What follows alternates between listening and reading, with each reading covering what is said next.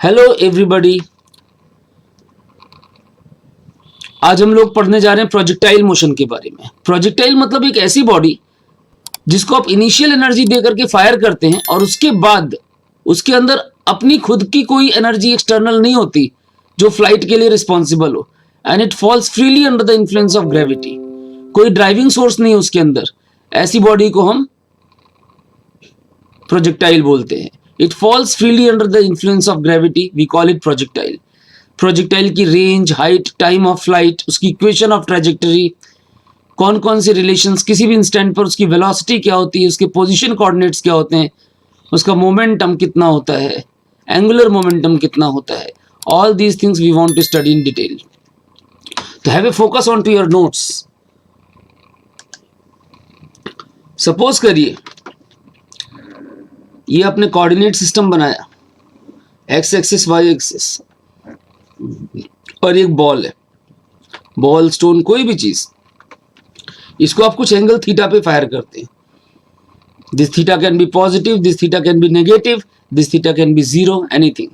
जब आप इसको फायर कर रहे हैं, ये मूव कर रहा है, और जब ये फ्लाइट कर रहा है तो कोई ड्राइविंग फोर्स नहीं इसके पास, ये ग्रेविटी के इन्फ्लुएंस में फॉल हो रहा है। We call it projectile. और जो इसका पाथ होता है that is called trajectory of projectile. और ये जो ट्रेजेक्टरी होती है वो हमेशा ही पैराबोलिक होती है। कैसी होती है? पैराबोलिक। पैराबोलिक शेप होता है इस ट्रेजेक्टरी का। जो ये हॉरिजॉन्टल डिस्टेंस ट्रेवल करती है इसको हम बोलते हैं range of the projectile. Vertical distance is called height, and time taken by the projectile to start, from start to end, वापस ग्राउंड में आने के लिए, that is called time of flight. Maximum height तक जाने का टाइम t/2 होगा और वापस आने का टाइम भी t/2 होगा, तो टोटल टाइम t हो गया। एयर रेजिस्टेंस को हम इग्नोर कर रहे हैं, सिर्फ ग्रेविटी का इन्फ्लुएंस पड़ रहे हैं। तो जब आप इसको ध्यान से देखें तो इसकी जो वेलोसिटी है, इसके दो कंपोनेंट्स होंगे, एक हॉरिजॉन्टल कंपोनेंट्स ux, एक vertical component uy। ux is what? u cos theta. uy is what? u sin theta. याद है ना, थीटा के साथ वाला कंपोनेंट cos थीटा और दूसरे वाला sin थीटा। एक्सेलरेशन के दो कंपोनेंट्स कौन से होंगे? x और y। Late us see. अब acceleration is only due to gravity, कोई एक्सटर्नल ड्राइविंग फोर्स नहीं है अगर, तो x कंपोनेंट जीरो है। Acceleration due to gravity alone, and I know that gravity is acting along y axis, vertical direction में act कर रही है। तो y कंपोनेंट इज ग्रेविटी, और वो नेगेटिव है, यहाँ पर अगेंस्ट ग्रेविटी फेंक रहे हैं हम लोगों ने रिलेशन स्टडी किए हुए हैं इसके बेसिक क्लासेस में भी। एक बार रिकॉल करवा रहा हूं मैं आपको। समझने के लिए मैं आपको एक शॉर्टकट टेक्निक बता सकता हूं कि ये जो बॉल है आप फेंक रहे हैं, जिसको आपने इसको u स्पीड से फेंका, इसके दो कंपोनेंट्स हैं, x कंपोनेंट और y component. I can assume as if the ball is moving along two directions. Two ball theory बोलूंगा मैं इसको, डबल बॉल थ्योरी। अब एक बॉल तो इस डायरेक्शन में जा रही है और एक बॉल इस डायरेक्शन में जा रही है, और इनका रिजल्टेंट एक्चुअल मोशन शो कर रहा है। तो आप ये बताइए, हाइट के लिए कौन रिस्पॉन्सिबल होगा? y component. हमने पढ़ा हुआ है 1D मोशन में height is u²/2g if only gravity is acting, और हाइट के लिए रिस्पॉन्सिबल है y component. What is y component? बोलिए। u sin theta. तो u sin थीटा का होल स्क्वायर, यानी u² sin² θ/2g। ये आ गई आपकी हाइट। हम बड़ी लंबी लंबी डेरिवेशंस किया करते थे, याद है? कोई डेरिवेशन की जरूरत नहीं, सिंपल कॉन्सेप्ट से आ जाता है यहाँ पर। तो y बॉल जो है वो वर्टिकल डायरेक्शन ट्रेस कर रही है, और हाइट अटेंड इज u²/2g। तो u y component is u sin theta, तो u sin θ/2g। अगर आपको याद हो, टाइम ऑफ फ्लाइट होता था 2u/g, याद है? जब हम वर्टिकल मोशन पढ़ते थे ना u, तो आपको याद होगा टाइम जाने का u/g, आने का भी u/g। और u कौन सा है? y component. तो 2u sin theta, y component is u sin θ/g। This is the total time. अगर मेरे को मैक्सिमम हाइट तक पहुंचने का चाहिए तो t/2। देखिए कितनी आसानी से फॉर्मूले आ गए, याद भी करने की जरूरत नहीं है। याद तो वैसे भी होंगे आपको, है ना? रेंज कौन सी डायरेक्शन में, हॉरिजॉन्टल, तो क्या होना चाहिए, horizontal range should be x component के कारण ut plus half AT square. अब आप देखिए एक्स कंपोनेंट तो है नहीं एक्सेलरेशन का 0, तो रेंज क्या हो गई ux यानी u cos थीटा, और रेंज कवर करने के लिए जो टाइम लग रहा है that is equal to time of flight. तो रेंज का फॉर्मूला आ गया आपके पास u cos theta into time of flight. इस t की वैल्यू यहां से उठा के डाल दो, u cos थीटा, एक फॉर्मूला ये भी है ध्यान रखिएगा, u cos theta into 2u sine theta by G. अगर आप इसको सॉल्व करते हैं it becomes u square sine 2 theta by G. ये हमारा रेंज का फॉर्मूला आ गया, u square sine 2 theta, it's 2 theta by G. अब रेंज मैक्सिमम कब होती है, एट 45 डिग्री। ध्यान है कितनी होती थी, u square by 2g, u square by G. और हाइट मैक्सिमम कितनी होती थी 90 डिग्री पे, और वो कितनी होती थी u स्क्वायर बाई 2g। ये दोनों अलग अलग एंगल्स पे है, ये 45 डिग्री पे आप देख रहे हैं मैक्सिमम रेंज, और ये 90 डिग्री पे आप फेंक रहे हैं मैक्सिमम हाइट। जब 45 पे फेंकेंगे तो मैक्सिमम रेंज, और जब 90 पे फेंकेंगे तो मैक्सिमम हाइट। अगर आप 45 पे फेंक रहे हैं और हाइट निकाल रहे हैं तो फिर वो u स्क्वायर बाई 4g आएगी, वो अलग चीज है। मैं अलग अलग प्रोजेक्शन की बात कर रहा हूँ, 45 डिग्री पे जो मैक्सिमम पॉसिबल रेंज है और 90 डिग्री पे जो मैक्सिमम पॉसिबल हाइट है, for two different throws. Clear, समझ में आता है आपको। अब जैसे सपोज करिए मैं आपसे कहूं for two different throws maximum possible height और मैक्सिमम पॉसिबल रेंज की बात करें तो maximum height is twice the maximum range, ठीक है। लेकिन कब, जब डिफरेंट प्रोजेक्शंस हैं, एक 45 डिग्री पे और एक 90 डिग्री पे। लेकिन अगर एग्जामिनर बोलता है कि रेंज मैक्सिमम जब हो, मतलब I am projecting at 45 degree, तो हाइट उस टाइम पे जो अटेन होगी वो कितनी होगी, तो ध्यान दीजिएगा that is 4 times the range. मतलब हाइट इज 1/4 द रेंज, या range is 4 times the height. अगर आप 45 डिग्री पे फेंक रहे तो जो रेंज होगी that will be 4 times the height. ये अलग अलग थ्रोज के लिए है, ये सिंगल थ्रो की बात कर रहा हूं। क्लियर है यहां तक, ध्यान से देखिए, फोकस करिए अपनी शीट पर। और कितनी शॉर्टकट ट्रिक्स आपने पढ़ी, इनको आप अप्लाई कर सकते हैं क्वेश्चंस में फॉर्मूले याद रखने के लिए। कॉपी करिए इसको ध्यान से, और फिर हम अगली शीट पे प्रोसीड करते हैं। तो हमने क्या समझा कि जब हमारा 45 डिग्री थीटा है तो ऐसी कंडीशन में रेंज मैक्सिमम है, और वो कितनी u स्क्वायर बाई जी, और उस कंडीशन में जो हाइट होगी वो रेंज मैक्सिमम का 1/4 होगी। क्लियर। और अगर मैं theta is equal to 90 degree पे प्रोजेक्ट करता हूँ, दिस वाज 45 डिग्री, अगर मैं 90 डिग्री पे प्रोजेक्ट करता हूँ तो ऐसी कंडीशन में हाइट मैक्सिमम होगी and that is u square by 2g, और इस केस में रेंज 0 होगी क्योंकि बॉडी सीधा जाएगी, सीधा आ जाएगी उसी पॉइंट पे। तो रेंज कितनी होगी उस केस में 0।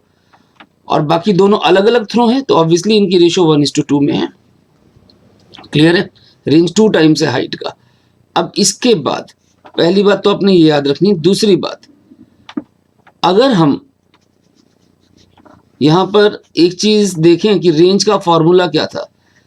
If I say range is n times height, मान लीजिए if range is n times height, तो रेंज का फॉर्मूला था u square sine 2 theta, open करता हूं 2 sine theta cos theta, u square sine 2 theta by G, और height थी u square sine square theta by 2g। अब आप देखिए u square by G same speed है, कट गया, तो आप यहां पर साइन स्क्वायर से साइन भी कट गया, इधर n बचा, और ये साइन बाई कॉस हो गया tan थीटा, कॉस नीचे ले आया मैं, 2 को इधर ले गया, ये हो गया 4। ध्यान से देखिए, तो कहने का मतलब tan थीटा इज 4/n, यानी theta is tan inverse 4/n। ये एक शॉर्टकट फॉर्मूला बना मेरे पास। क्या फॉर्मूला बना, कॉन्सेप्ट ये बना यहां पर क्या, कि अगर रेंज n टाइम्स हाइट है तो angle of projection tan inverse 4/n हुआ। एग्जाम्पल, अगर मैं कहूं रेंज इज 4 टाइम्स हाइट तो थीटा कितना हुआ, शॉर्टकट से देखिए tan इनवर्स 4/4, यानी tan इनवर्स 1 यानी 45 डिग्री। अगर कहते रेंज इज √3 टाइम्स हाइट तो आपके पास ऐसी कंडीशन में थीटा आएगा tan इनवर्स व्हाट 4/√3, जो भी एंगल है। समझ में आ रही बात? अगर मैं कह दूं रेंज इज 16 टाइम्स हाइट, तो ऐसी कंडीशन में थीटा क्या होना चाहिए? tan इनवर्स 4/16, यानी tan इनवर्स 1/4। तो you can calculate angle of projection directly. और इन कॉन्ट्रास्ट अगर आपको थीटा गिवन है तो ऐसी कंडीशन में tan of theta is 4 tan of theta कितना हुआ देखिए 4/n, यानी n इज 4/tan थीटा। और n क्या है? n है आपके पास रेंज और हाइट की रेशो। तो रेंज और हाइट की रेशो जो है n है, that is 4/tan of theta. तो ये सारी शॉर्टकट टेक्निक्स आपके सामने आ जाती हैं यहाँ पर इस पॉइंट से रिलेटेड। दूसरी बात, अगर हमसे कोई पूछे नेक्स्ट पॉइंट कि कॉम्प्लीमेंट्री एंगल्स हैं, कौन से एंगल? Complementary angles. तो कॉम्प्लीमेंट्री एंगल्स पर रेंज सेम होती है, रेंज इज सेम। और कॉम्प्लीमेंट्री एंगल होते कौन से हैं? थीटा और 90 माइनस थीटा, या फिर 45 माइनस थीटा अल्फा बीटा, कुछ भी ले लो, 45 minus alpha and 45 plus alpha. ये भी कॉम्प्लीमेंट्री एंगल लिखने का तरीका है। जब आप कॉम्प्लीमेंट्री एंगल्स पे फायर करते हैं, थीटा 90 माइनस थीटा, यानी जितनी रेंज 15 डिग्री पे होगी उतनी कब होगी? 90 माइनस 15 यानी 75 डिग्री पे। जितनी रेंज 30 डिग्री पे होगी उतनी रेंज कॉम्प्लीमेंट्री क्या हुआ? 60 डिग्री पे होगी। आप थीटा और 90 माइनस थीटा, और दूसरा तरीका है 45 माइनस अल्फा और 45 प्लस अल्फा, दोनों फॉर्मेट्स में याद रख सकते हैं। क्लियर है? समझ में आ रही बात? तो अगर आप कॉम्प्लीमेंट्री एंगल्स पे फायर कर रहे हैं तो रेंज सेम है। मैं ध्यान देना हाइट की बात नहीं कर रहा, सिर्फ रेंज की बात कर रहा हूं। रेंज सेम है, हाइट की आप चाहें तो रेशो निकाल सकते हैं। क्लियर? कॉम्प्लीमेंट्री एंगल्स पे अगर हम फायर कर रहे हैं, for complementary angles range is same, लेकिन अगर मैं हाइट की बात करूं तो height will not be same. होगी कितनी? देखिए हाइट है u square sine square theta by 2g, और जब आप एंगल थीटा की जगह 90 माइनस थीटा लेंगे तो U square sine square 90 minus theta यानी cos square theta by 2g। देखिए, तो कहने का मतलब ये आपके पास जो रेशो आएगी h1 वो इतना है और h2 आपका इतना है। तो अगर आप h1 और h2 की रेशो निकालेंगे तो वो tan स्क्वायर थीटा के बराबर होगी फॉर कॉम्प्लीमेंट्री एंगल्स। हाइट की जो रेशो होगी वो हमेशा tan स्क्वायर थीटा के बराबर होगी। जैसे आपने 30 डिग्री पे फायर किया तो एक 30 पे है दूसरा 60 पे है, एक 30 पे है तो दूसरा 60 पे है, तो 30 और 60 पे आप फायर कर रहे हैं तो tan स्क्वायर 30 यानी 1/3 होगी। h1 और h2 की रेशो 1/3 होगी।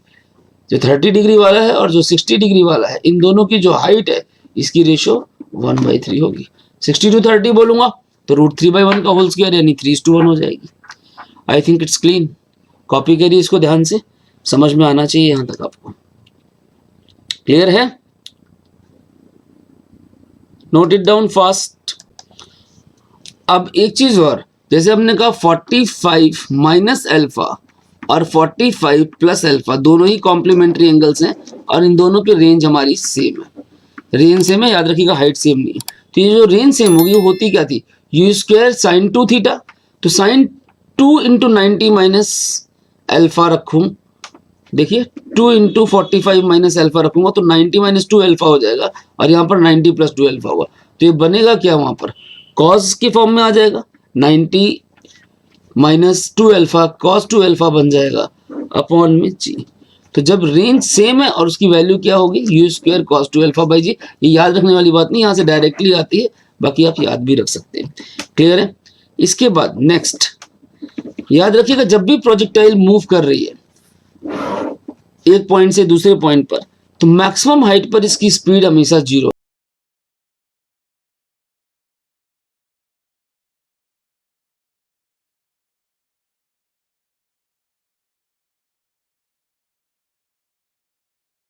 कांस्टेंट है वो।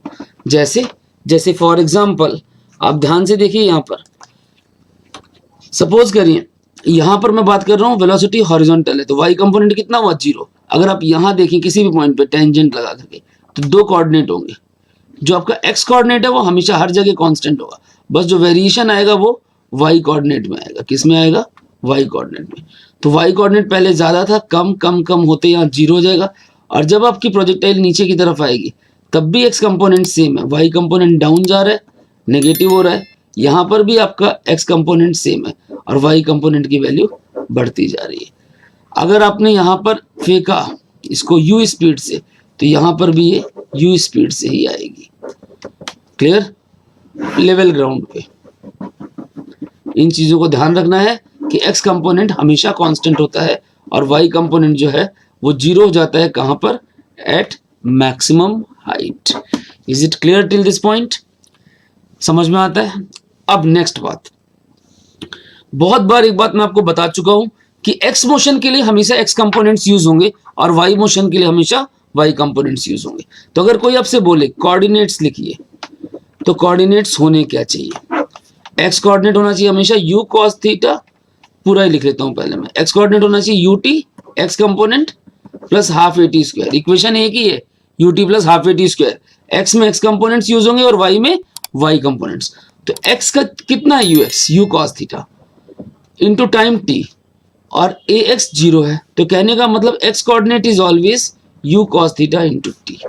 ये आपका x कंपोनेंट है और y कंपोनेंट होगा ut plus half at square in y direction.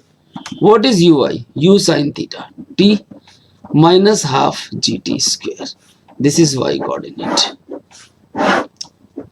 ay की वैल्यू माइनस जी है, एक्सेलरेशन y कोऑर्डिनेट में कितना है? माइनस जी। तो ये आपके दोनों कोऑर्डिनेट्स आ गए। जैसे मान लीजिए प्रोजेक्टाइल गई थी, मैं किसी भी टाइम पे पूछ रहा हूं आपसे x और y कोऑर्डिनेट्स। ये ओरिजिन है मान लीजिए, स्टार्टिंग पॉइंट। तो एक्स वाई कोऑर्डिनेट किसी भी पॉइंट पे आप निकाल सकते हैं। अब अगर मैं कहूं यहां से यहां तक का डिस्प्लेसमेंट क्या होगा या पोजीशन वेक्टर क्या होगा, तो पोजीशन वेक्टर क्या होगा बताइए? X i cap plus Y j cap. अगर मैं आपसे पूछूं यहां पर पोजीशन वेक्टर का मैग्नीट्यूड क्या होगा, डिस्प्लेसमेंट क्या होगा, that is simply x square plus Y square का रूट। और एक्स की वैल्यू टाइम दिया हो, वाई की वैल्यू, ये आप आराम से कैलकुलेट कर सकते हैं। इन दोनों रिलेशन से आपको पोजीशन वेक्टर भी पता चल जाएगा, डिस्प्लेसमेंट भी पता चल जाएगा। ये कितना एंगल बना रहा है एक्स एक्सिस के साथ, मान लीजिए बीटा है तो that is tan inverse y component upon x component. तो ये आपको पता होना चाहिए कोऑर्डिनेट कैसे लिखने हैं, डिस्प्लेसमेंट वेक्टर कैसे लिखना है और डिस्प्लेसमेंट वेक्टर एक्स एक्सिस के साथ कितना एंगल बना रहा है, उसका मैग्नीट्यूड कितना है। क्लियर है? यहां तक समझ में आता है आपको? दूसरी बात, अगर सपोज करिए आपको वेलोसिटी लिखने को आ जाए, let me change the colour of the pen. अगर वेलोसिटी लिखने को आ जाए, वेलोसिटी इन वेक्टर फॉर्म, तो वेलोसिटी क्या होती है? u plus a t. तो पहले मैं x कंपोनेंट निकालता हूं, ux plus a x t, x के लिए x कंपोनेंट्स, तो vx will be u cos theta. अब आप देखिए ax कितना होता है? 0।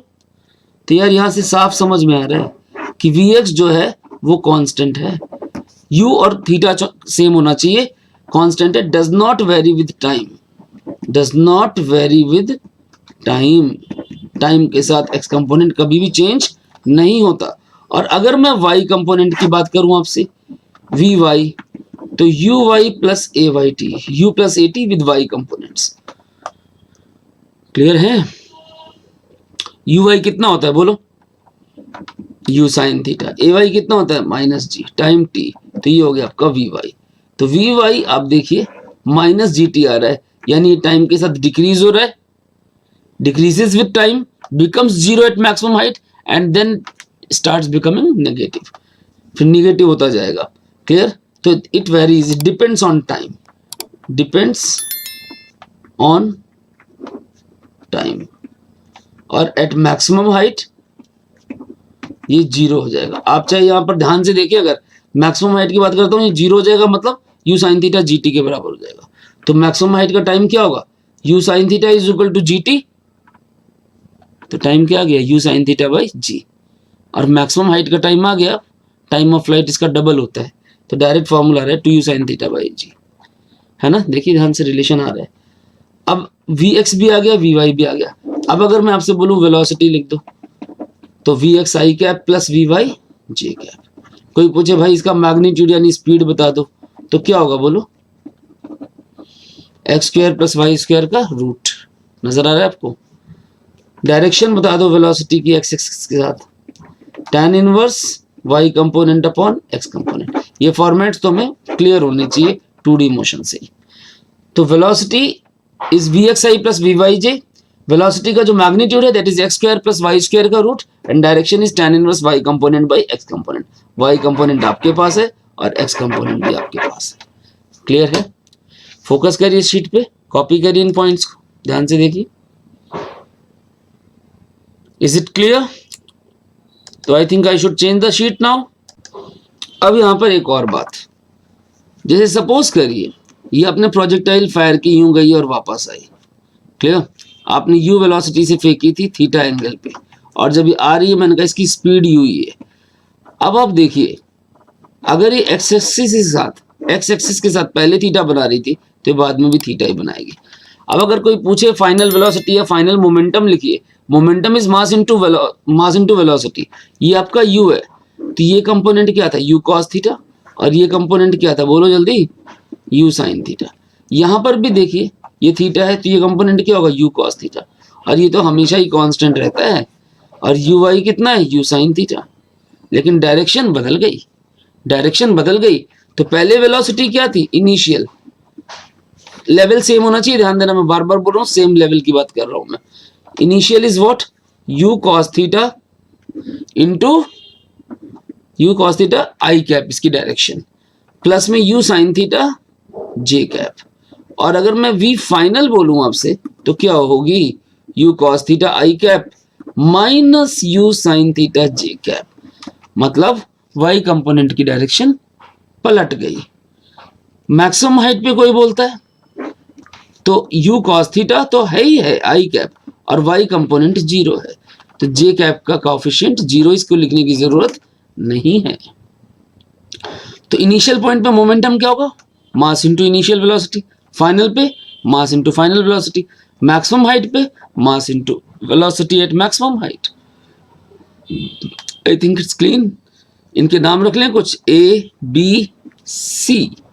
अब आप बताइए, अगर मैं आपसे बोलता हूं व्हाट इज, क्वेश्चन है what is change in momentum of projectile from a to b, दूसरा ए टू सी, तीसरा बी टू सी। आप निकाल सकते हो? करें? ट्राई करके देखिए एक बार, मेरे हिसाब से सॉल्व हो जाना चाहिए आपसे। पहला देखते हैं क्या बोला है, ए टू बी, तो ये क्या होगा? Final minus initial, p b minus p a. B ये पॉइंट है हाइट, मैक्सिमम हाइट वाला, तो पी बी क्या है? U cos theta minus a पर क्या था? U cos theta I cap minus you sine theta J cap. बाहर माइनस है ना, दोनों का साइन चेंज हो गया, ये कैंसिल हो गया, तो चेंज इन मोमेंटम कितना आ गया? Minus you sine theta J cap. Clear? यही होगा। अब दूसरा पार्ट, अगर मैं कहूं ए टू सी, ए से सी तक, तो सी कितना है? ये वाला you cos theta I cap minus you sine theta J cap, यानी सी माइनस ए, वेक्टर फॉर्म में है ऑब्वियसली। फिर मैग्नीट्यूड बोलेगा तो आपको पता है अब एक्स स्क्वायर और वाई स्क्वायर का सम और रूट करना है कंपोनेंट्स में। This is the thing. और सी माइनस ए, तो सी का मोमेंटम माइनस में ए का मोमेंटम, तो माइनस यू कॉस थीटा आई कैप और minus you sine theta J cap. तो अब देखिए तो कट गया, ये कितना आ गया? Minus two U sine theta जे कैप। यही है minus two U sine theta जे कैप। इसके बाद दोनों पार्ट्स हो गए हमारे। तीसरा है B to C, B to C, तो बी टू सी मतलब P C minus P B. P C is what बोलो? U cos theta I cap minus you sine theta J cap, and what is at A, कहां से, B, you cos theta I cap, minus करना है इसको, तो cut गया, कितना आ गया आपके पास, ध्यान से देखिए, सी पर कितना था, दिस मच, और हमारे बी पर कितना है, दिस मच, माइनस करिए, कट गया, कितना आ गया, minus you sine theta g cap. ये स्पीड का चेंज, वेलोसिटी का चेंज निकाला हमने, और जब मोमेंटम है तो ऑब्वियसली यहाँ पर मास से मल्टीप्लाई होगा, तो ये m u in terms of mass, ठीक है, इन टर्म्स ऑफ मास, मास से मल्टीप्लाई कर दीजिए हर जगह, मास से मल्टीप्लाई करिए in terms of mass, because you are asking, we are talking about momentum, clear. Velocity में बोलेगा तो मास से नहीं मल्टीप्लाई करेंगे, क्लियर है। तो आई थिंक इट्स क्लीन, समझ में आया। जब बी से ए में, ए से बी में जा रहा है तो बी माइनस ए, बी माइनस ए, बी से सी जा रहा है तो सी माइनस बी, ए से सी जा रहा है तो C minus A, you can calculate the change in velocity as well as the change in momentum, clear है। अब अगर ये हमसे एंगुलर मोमेंटम बोले किसी भी पॉइंट पे, तो एंगुलर मोमेंटम क्या होता है, आर क्रॉस पी, याद है आपको, एंगुलर मोमेंटम नजर आ रहा है, एल क्या होता है बोलो, आर क्रॉस पी, किसी भी पॉइंट पे बोल दे, मान लो आपसे बी पे बोले तो बी का position vector into cross product में linear momentum at B, clear. A का बोले तो ए पर निकाल लेंगे क्या, आर क्रॉस पी, आर क्या है पोजीशन वेक्टर और पी क्या है लीनियर मोमेंटम, किसी भी पॉइंट पे बोले you can find out the angular momentum at that point, r cross p करना, क्रॉस प्रोडक्ट करना हमें आता है, पोजीशन वेक्टर लिखना भी आता है और मोमेंटम भी लिखना आता है, क्लियर है। यहाँ तक ध्यान से फोकस करिए अपनी शीट पे, इतने पॉइंट्स आपको क्लीन होने चाहिए। तो बेटा आप लोगों ने यहाँ तक प्रोजेक्टाइल मोशन के बारे में काफ़ी कुछ स्टडी किया, इसको आप लोग एक बार अच्छे से रिवाइज करिए, और इसके अभी काफ़ी सारे कॉन्सेप्ट्स हमें और स्टडी करने, जो हम अपनी अगली स्लाइड में कंटिन्यू करते हैं। तो goodbye, see you all in the next slide.